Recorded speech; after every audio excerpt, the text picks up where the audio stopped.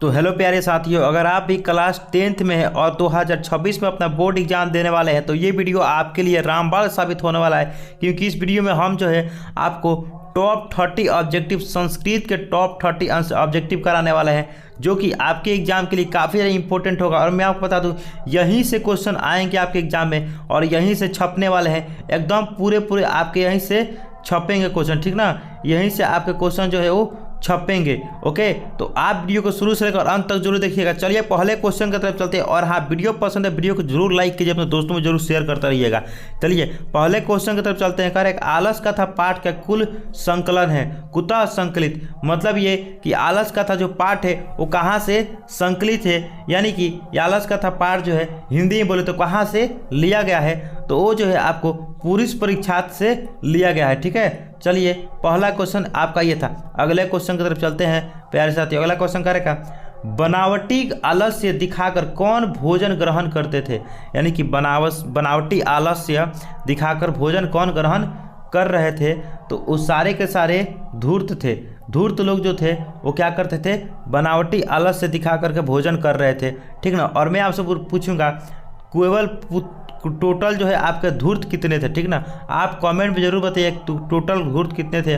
और मैं आपको बता दूं, जितने भी क्वेश्चन हम यहाँ पे करा रहे हैं, अगर आपको पहले से किसी भी का आंसर पता है तो आप कमेंट में पहले बताइएगा, ठीक है। बाकी हम आपको नहीं पता होगा तो हम बताएंगे। अगला क्वेश्चन है, अगला क्वेश्चन, आलस कथागर्त मिथिला में कौन सी मंत्री थे। यानी कि आलस कथा जो चैप्टर है उसमें मिथिला में जो थे वो कौन थे, मंत्री थे, तो वो आपको हो जाएंगे वीरेश्वर। तो ऑप्शन नंबर सी इसका राइट आंसर हो जाने वाला है, ठीक है ना। वीरेश्वर मंत्री थे। चलिए अगले क्वेश्चन की तरफ चलते हैं। अगला क्वेश्चन है कि चारों आलसियों को कैसे बाहर यहाँ पे किया गया। तो मैं आपको पहले ही क्वेश्चन पूछा था कितने आलसी थे, तो 4 थे। इनको जो है ये क्या कर रहे थे, तो ये जो है गलत आलसियों, नकली आलसी को दिखाकर अपने भोजन कर रहे थे। तो इन आलसियों को क्वेश्चन पूछा है कैसे बाहर निकाला गया था, ठीक ना। तो इन चारों के चारों आलसियों को केस पकड़ के, झोंटा मतलब केस पकड़ करके बाहर निकाला गया था, ठीक ना। चलिए अगले क्वेश्चन की तरफ चलते हैं। 4 नंबर क्वेश्चन है, घर में लगी आग को देखकर कौन लोग पलायन हो गए। यानी कौन से लोग तो थे वो क्या हो गए, तो पलायमान हो गए, यानी कि भाग गए। तो कौन से लोग भागे, तो वो थे धूर्त लोग, ठीक ना। घर में लगे आग को देख करके धूर्त लोग जो थे, 4 धूर्त लोग थे, वो चारों क्या हो गए जी, पलायन हो गए, यानी कि भाग गए। अगला क्वेश्चन है 6 नंबर, स्थिता यहाँ पे 100 किरमुल्ला ही डैश डैश के न धावंती जंतु। यह इस युक्ति के पाठ के किस संकलित है।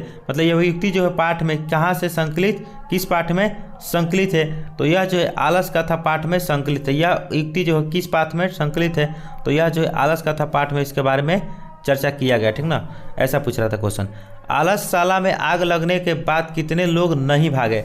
आलसशाला में जब आग लगा, चैप्टर पढ़िएगा तो आपको सारी चीज़ें समझ में आएगी कि जब आलसशाला में जब आग लगाया गया था तो वो 4 ऐसे धूर्त लोग जो थे, वो लोग 4 लोग जो थे, सारे धूर्त लोग भाग गए, लेकिन 4 लोग जो थे ये नहीं भागे, ठीक ना। अगले क्वेश्चन की तरफ चलते हैं। अगला क्वेश्चन क्या रहेगा, आलसशाला में आग क्यों लगाई गई थी। तो आलसशाला में जो आग था प्यारे बच्चों वो क्यों लगाई गई थी, तो आलसशाला में आग जो था ना वो प्यारे बच्चों वो आलसियों की परीक्षा लेने के लिए लगाई गई थी।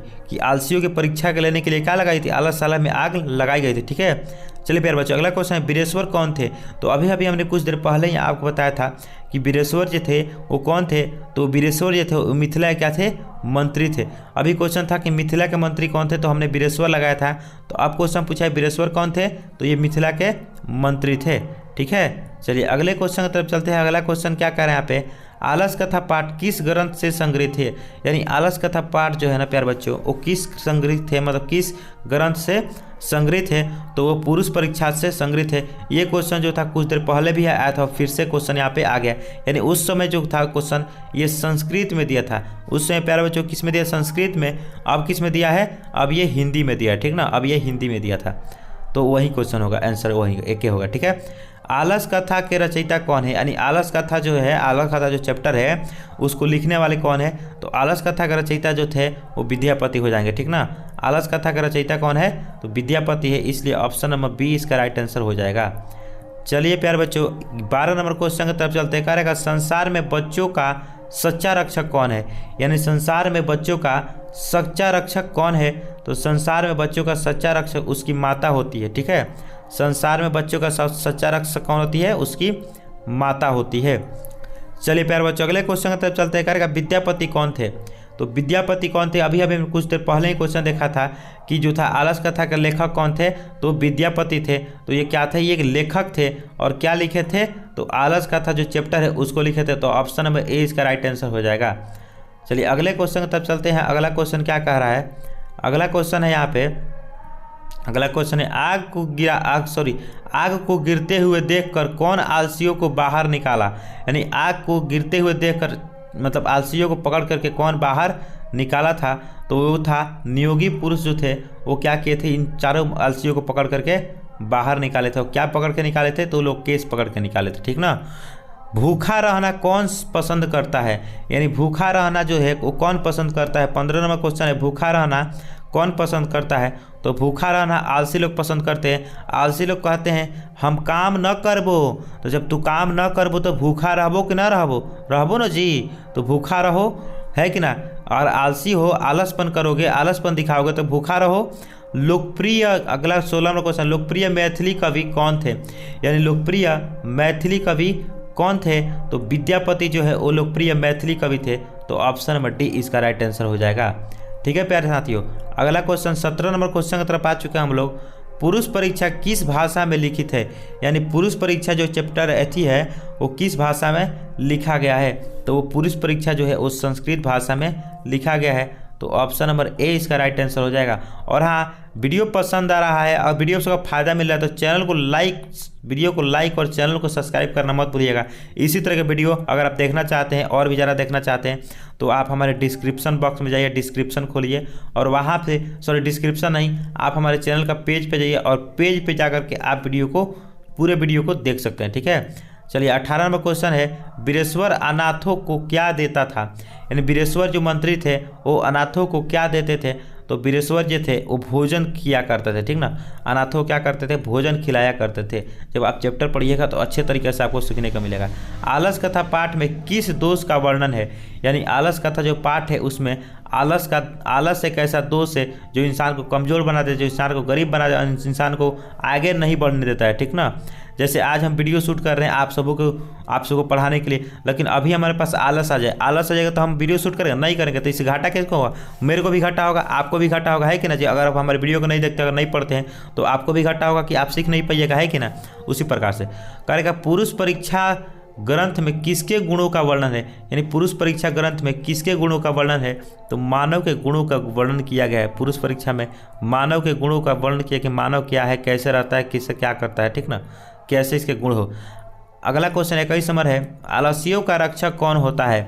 तो आलसियों का जो रक्षक होता है ना वो क्या होता है? वो दयावान होता है। जो भी दयावान होता है वो आलसियों का रक्षा करता है। बाकी लोग आलसियों को तो पीटते हैं, है कि ना जी। पुरुष परीक्षा किस रूप में, 22वां क्वेश्चन, पुरुष परीक्षा किस रूप में विभिन्न मानव गुणों के महत्व का वर्णन करता है? यानी पुरुष परीक्षा जो है वो किस रूप में विभिन्न मानव गुणों को यहाँ पे महत्व का वर्णन करता है? तो उसका राइट आंसर हो जाएगा कथा रूप में। किस रूप में होता है जी? तो कथा रूप में होता है। तो ऑप्शन नंबर डी इसका राइट आंसर हो जाएगा। अगला क्वेश्चन कह रहा है नीतिकार आलस्य को क्या मानते थे? तो नीतिकार जो थे आलस्य क्या मानते थे? तो आलस्य को शत्रु मानते थे। यानी नीतिकार जो थे वो आलस्य को शत्रु मानते थे। ऑप्शन नंबर सी इसका राइट आंसर हो जाएगा। 24वां क्वेश्चन, आलस कथा पाठ किस प्रकार की कथा है? आलस कथा पाठ जो है वो किस प्रकार की कथा है? तो आलस कथा पाठ जो है ना वो क्या है? व्यंग्यात्मक कथा है। ठीक ना, व्यंग्यात्मक यहाँ पे कथा है। 25 नंबर क्वेश्चन कह रखा यहाँ पे निर्ताना च डैश डैश ब्रहीना श्लोक किस पाठ से लिया गया है? ये इतना जो श्लोक है वो किस पाठ से लिया गया है? तो वह जो है आपको आलस कथा पाठ से लिया गया है। आलस कथा पाठ से नहीं, यहाँ पे संस्कारा पाठ से लिया गया। ठीक है। चलिए अगला क्वेश्चन की तरफ चलते हैं। अगला क्वेश्चन है सारे दुखों का मूल क्या है? तो सारे दुखों का जो मूल है वो सारे दुखों का मूल क्या है? तो वो संगठन है। सारे दुखों का मूल क्या है? तो वह संगठन है। अगले क्वेश्चन की तरफ चलते हैं। अगला क्वेश्चन है आलसियों के घर में आग कौन लगवाता है? तो आलसियों के घर में आलसियों की पहचान करने के लिए आलसियों के घर में आग कौन लगवाता है? तो वो लगवाते हैं योगी पुरुष। योग पुरुष लगवाते हैं। कौन लगवाते हैं? योग पुरुष। तो ऑप्शन नंबर डी इसका राइट आंसर हो जाएगा। ठीक है प्यारे बच्चों। और हाँ, वीडियो पसंद है वीडियो को लाइक करते रहिए, दोस्तों को शेयर कीजिएगा।